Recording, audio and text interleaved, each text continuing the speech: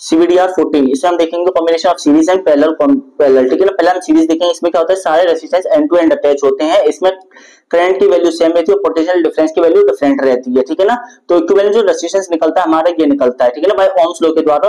तो RS equal to R1 plus के R2 plus के R3 ये निकल रहा है, ठीक है ना, हमारा ये वाला।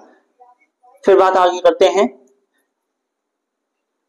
इसकी एडवांटेज और डिसएडवांटेज की बात करते हैं। तो एडवांटेज क्या है, ये सिंपल डिजाइन होता है, करंट फ्लो करता है सेम, ठीक है ना, यूजफुल वोल्टेज डिवाइड हो जाते हैं, फ्यूज कनेक्ट किया जाता है सेफ्टी के लिए सीरीज में, ठीक है। डिसएडवांटेज का एक कंपोनेंट फेल तो बाकी कंपोनेंट फेल, ठीक है। इक्विवेलेंट रेजिस्टेंस की बात की जाए तो लार्ज होता है और जहां पे फिर करंट डिक्रीज कर जाता है, not suitable for application needing different different current चाहिए, जैसे बल्ब और हीटर को हम कनेक्ट नहीं कर सकते सीरीज में, कि दोनों को डिफरेंट डिफरेंट करंट चाहिए होता है, ठीक है ना। तो फ्यूज को हम हाउस होल्ड वायरिंग में यूज करते हैं, वो भी सीरीज में, क्योंकि हमारे एक फ्यूज खराब तो बाकी सब सही रहते हैं। तो सेल कनेक्ट किया जाता है सीरीज में, तो उसके वोल्टेज बढ़ जाते हैं। डेकोरेटिव लाइट जैसे हमारे जो दीपावली में यूज करते हैं, तो एक बल्ब फ्यूज होता है तो बाकी बंद हो जाते हैं, ठीक है ना। तो इस क्यों नहीं कर सकते बल्ब और हीटर, क्योंकि उनका different different value of current होता है, ठीक है। अब बात आती है पैरेलल की।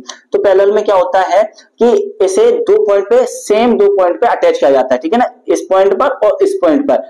तो यही होता है हमारा पैरेलल कॉम्बिनेशन, जिसमें पोटेंशियल डिफरेंस सेम रहता है और करंट डिवाइड हो जाता है। तो इसका इक्विवेलेंट रेजिस्टेंस ओम्स लॉ के द्वारा क्या निकलता है, हमारा ये निकलता है 1/Rp equal to 1/R1 plus के 1/R2 1/R3, ठीक है ना। अगर टू रेजिस्टेंस की बात की जाए तो Rp equal to R1 R2 अपन में R1 प्लस के R2, और n इक्वल रेजिस्टेंस की बात की जाए, इस रेजिस्टेंस R है तो Rp इक्वल टू R/N, और तीन इक्वल रेजिस्टेंस की बात की जाए जिसमें ईच रेजिस्टेंस R हो तो Rp इक्वल टू R/3। तो आगे बात करें इसके प्रॉपर्टीज वगैरह पे, तो क्या होता है कि वोल्टेज अक्रॉस रेजिस्टेंस सेम रहता है, वोल्टेज सेम रहते हैं, करंट डिफरेंट रहता है, क्योंकि उन्हें डिफरेंट डिफरेंट करंट चाहिए होते हैं। Equivalent resistance is less than smallest resistance, ठीक है ना। एडवांटेज इसकी बात करें तो एक application each application same voltage, ठीक है, सभी को मेन सप्लाई से एक ही वोल्टेज मिलते हैं। वन डिवाइस फेल तो बाकी काम करते रहते हैं। इक्विवेलेंट रेजिस्टेंस डिक्रीज होता है तो इसलिए हमारा करंट बढ़ जाता है, सेफर एंड मोर कन्वीनियंट है डोमेस्टिक वायरिंग के लिए। बाकी आगे देखें तो फिर ये resistors for using household circuit, यानी कि हमारे जो घर में जितने भी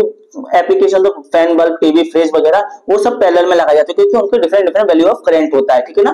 तो पोटेंशियल डिफरेंस हम सेम ही देते हैं 220 वोल्ट प्लस, तो ये इंडिया में, ठीक है। जैसे स्विचेस एक स्विच बंद रहे तो बाकी काम करते रहते हैं ना, एक अगर एक कंपोनेंट डिवाइस फेल हो जाए तो बाकी काम करते रहते हैं, पर ऐसा सीरीज में एक फेल तो बाकी पूरा सर्किट फेल हो जाता है, ठीक है ना। तो आप ये मैंने दोनों कंपैरिजन दे रखे हैं, ठीक है ना, ये सीरीज एंड पैरेलल को कंपैरिजन दे रखा है, तो आप उसके देख लेंगे जाकर फुल लेक्चर नंबर 14, ठीक है ना। थैंक यू बच्चा, मिलते हैं नेक्स्ट वीडियो में।